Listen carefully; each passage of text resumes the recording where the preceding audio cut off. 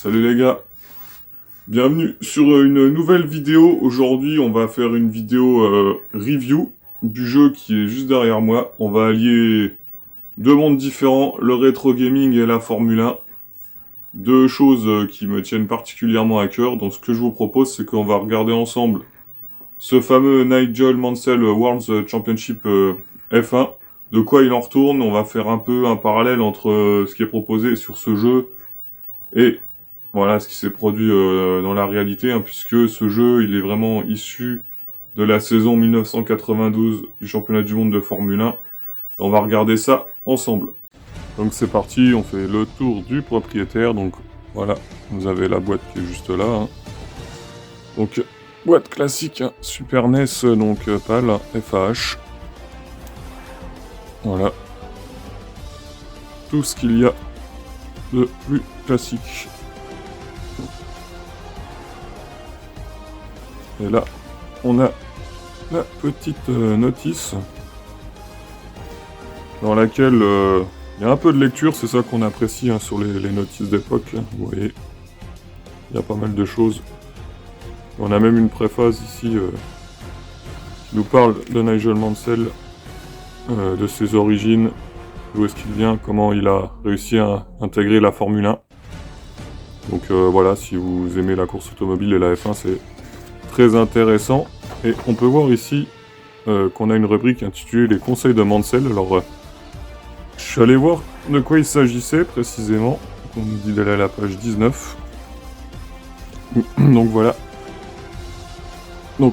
Et au fait, ici, on nous dit, vous voyez, cette option vous donne accès à une séance d'entraînement sous la supervision de Nigel Mansell lui-même. Donc en fait, on a l'écran, on a les circuits qui apparaissent, on choisit la piste que l'on veut. Et en fin de compte, quand on sélectionne, il s'agit ni plus ni moins que d'un fantôme en fait. Je trouve ça vachement avant-gardiste pour l'époque, hein, puisque là où vous voyez c'est marqué. Vous vous retrouvez ensuite sur la ligne de départ, les choses changent. Tout d'abord, il n'y a que deux voitures visibles, la vôtre et celle de Mansell. Lui-même apparaît à l'écran, à divers endroits du circuit, et il vous explique la manière de piloter. Vous êtes en direct avec votre entraîneur. Donc ouais, je trouvais ça assez insolite. Et vachement, comme je dis, avant-gardiste pour l'époque, donc pour le coup, c'est sympathique. Après, si on remet le sommaire, hein, on voit donc piloter votre voiture, voilà, on a course sur un circuit, course sur une saison. Alors évidemment, il n'y a pas de pile de sauvegarde hein, sur la cassette, il y a un système de password. Hein. Si on fait une saison et qu'on veut reprendre là où on en est, il suffit de rentrer le mot de passe que l'on aura obtenu. Voilà. Bon, la cassette, je vous la montre pas puisque là, elle est actuellement dans la console, donc voilà. Next. Alors, avant de regarder un peu de quoi il en retourne au niveau gameplay, on va faire un petit point de vue, on va dire retour en arrière, histoire.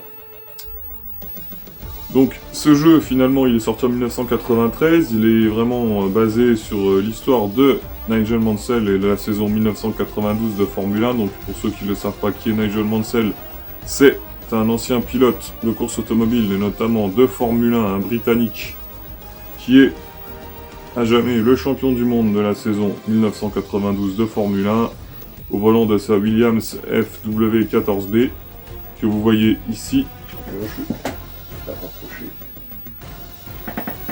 Voilà, que vous voyez ici, équipé du moteur V10 Renault pour l'époque. Et donc, voilà, comme je le dis, c'est un pilote britannique qui en plus avait un style assez particulier à lui, hein, puisqu'il arborait une moustache. Hein, très peu de pilotes à l'époque avaient la moustache, c'est pour ça qu'on le reconnaissait si bien. Et vous n'êtes pas sans savoir que la F1, malgré qu'aujourd'hui ce soit une marque détenue et détenue par les Américains, à la base c'est un sport inventé par les Britanniques. Donc forcément, un Britannique qui gagne au volant d'une monoplace britannique, historique, certes équipée d'un moteur français, mais une monoplace britannique, qui gagne le championnat du monde en 1992, c'est un événement. Et en plus, cette année-là, il remporte le Grand Prix de Grande-Bretagne à Silverstone, déclenchant une liesse populaire incroyable. D'ailleurs, ce que je vous propose, c'est de voir un petit clip Hop, retour en arrière. They love him and he loves them. And Nigel Mansell comes out of Luffield 1 into Luffield 2, which is the last corner but one. They're breaking ranks. The Union Jacks are waving and Nigel Mansell wins the 1992 British Grand Prix in terrific style. Hands off the wheel. He sees the opportunity to become the world champion getting greater and greater as he completes that winning lap and is now on his wind down lap.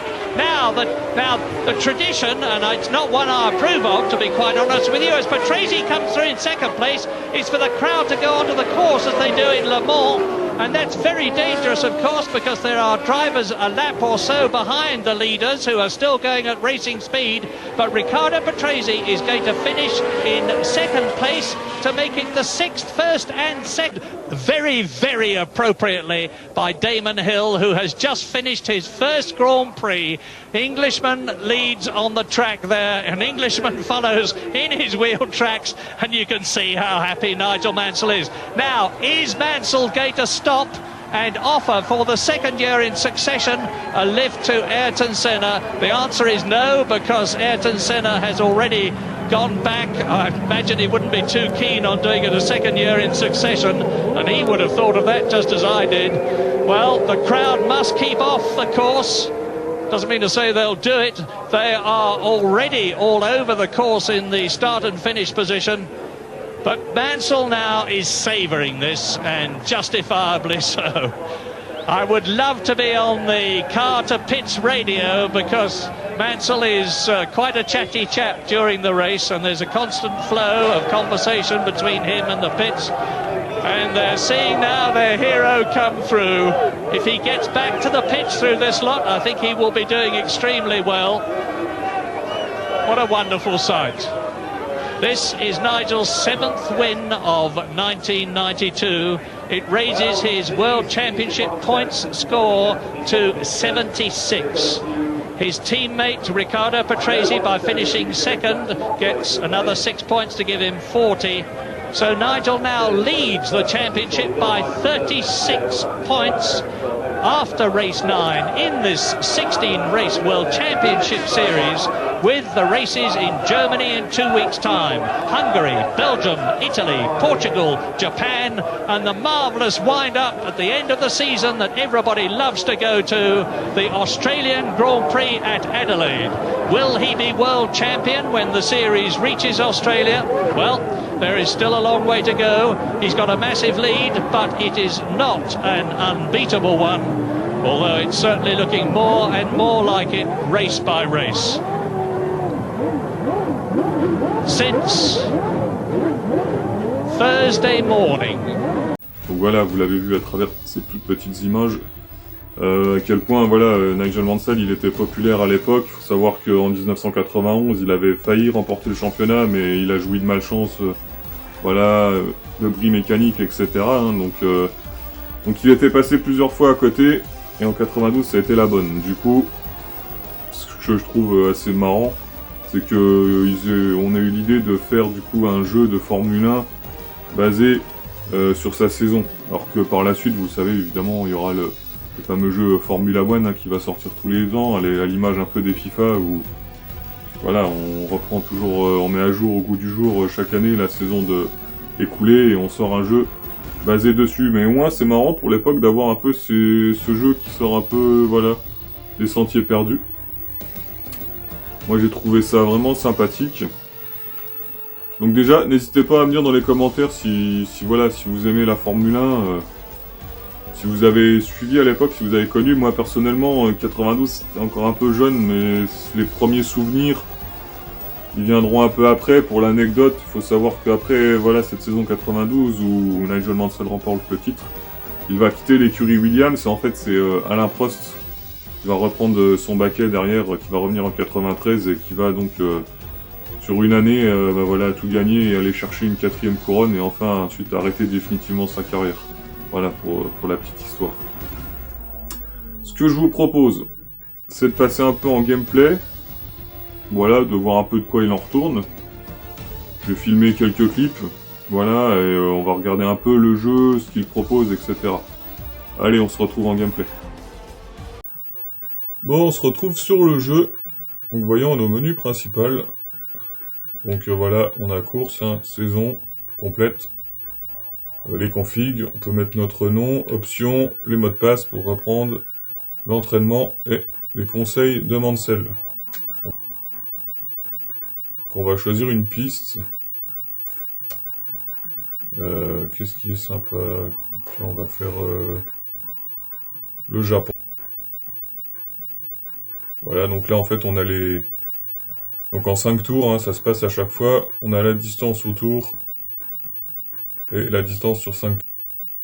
Alors là, vous voyez, il faut savoir que dans le jeu, en fin de compte, donc on ne peut piloter que la voiture que vous voyez ici à l'écran, donc la FW14B, hein, la Williams de Mansell de 1992, hein, qui est championne du monde en titre, qui possédait le moteur Renault, hein, c'est marqué là, on le voit sur le côté, hein, le V10 Renault.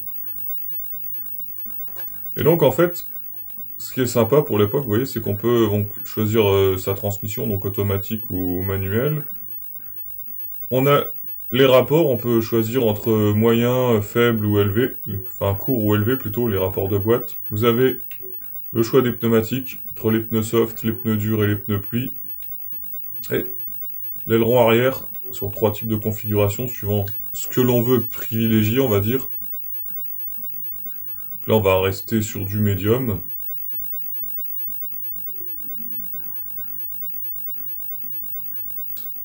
Vous voyez, voilà. Donc là, on a les instructions. Medium speed circuit, donc un circuit à vitesse moyenne. Voilà, où il y a beaucoup de... Ce qui fait les dépassements, ce sont les virages incurvés, ce qui le rend compliqué.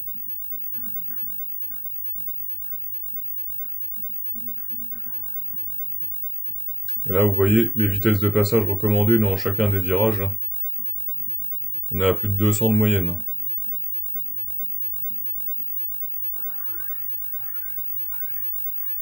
Pareil au niveau du son, je sais pas si vous entendez bien, mais on entend quand même bien le sifflement si spécifique des moteurs d'époque. Bon après, vous l'aurez compris, pour ceux qui connaissent la F1, qui connaissent un peu, là on est censé être à Suzuka, bon. Comment vous dire? Si on regarde aux alentours, ça ressemble pas trop à Suzuka, mais bon. Voilà, c'est un jeu d'époque. Hein. C'est déjà une prouesse technique d'avoir réalisé ce jeu. Là, on est censé être dans les fameux secteurs DS. Bon. Je vous le dirai pas, je pense pas que vous auriez reconnu. Là, on est censé être dans les Degner, hein, pour les connaisseurs, dans le premier. Ah. Bon.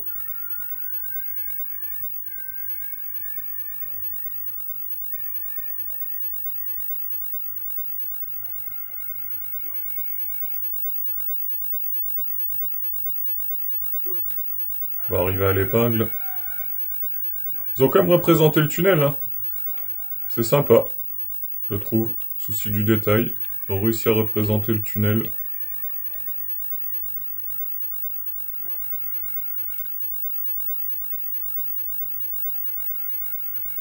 Alors là, on est censé arriver dans ce fameux virage de Spoon Curve.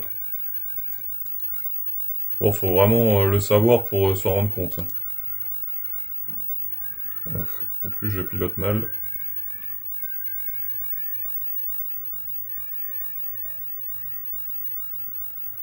Donc là, on est censé arriver dans le centre en terre. Alors ça, aujourd'hui, c'est un virage qui se passe à fond. En Formule 1, normalement, on est censé avoir la dernière chicane. Voilà. On arrive dans la dernière chicane. Et la ligne droite de départ.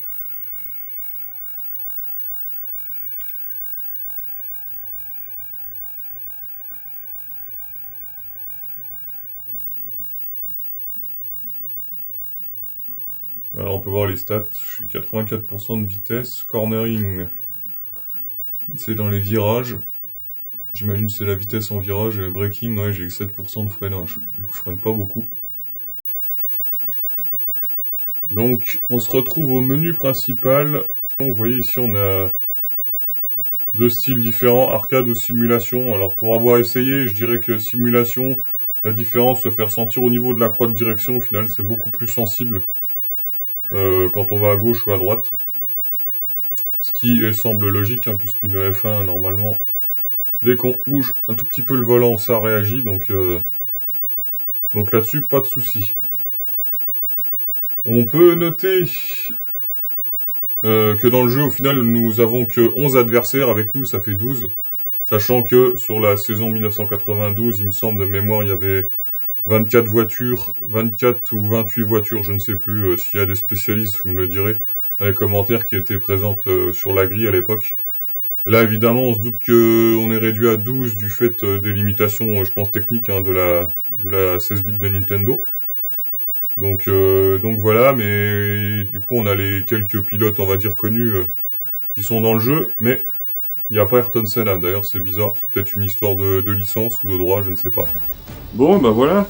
Alors, ce Nigel Mansell, finalement, World Championship, bah c'est un bon petit jeu, hein, sans prétention, et on prend du fun. Honnêtement, le jeu, ce qu'il propose, je trouve il est assez complet, hein, pour un jeu sorti, je rappelle, quand même sur 16 bits. Techniquement, c'est assez propre. Comme je vous l'ai dit, j'ai pas ressenti énormément de chute de frame, hein. Le jeu est quand même assez fluide, entre guillemets.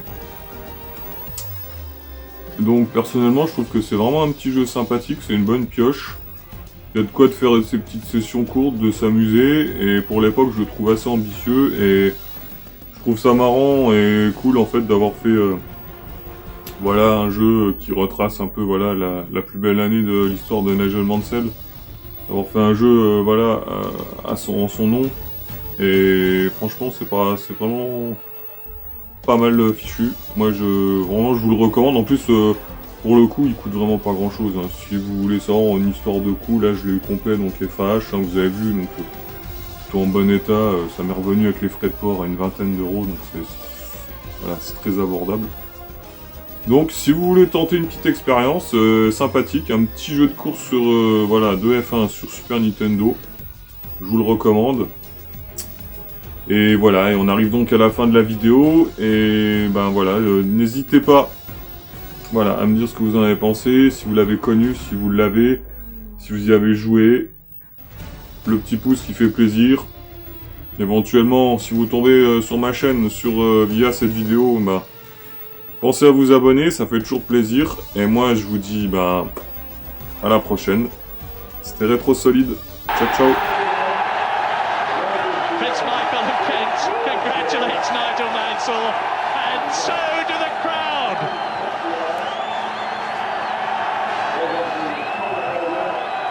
This is what we saw last year, and we're seeing it again.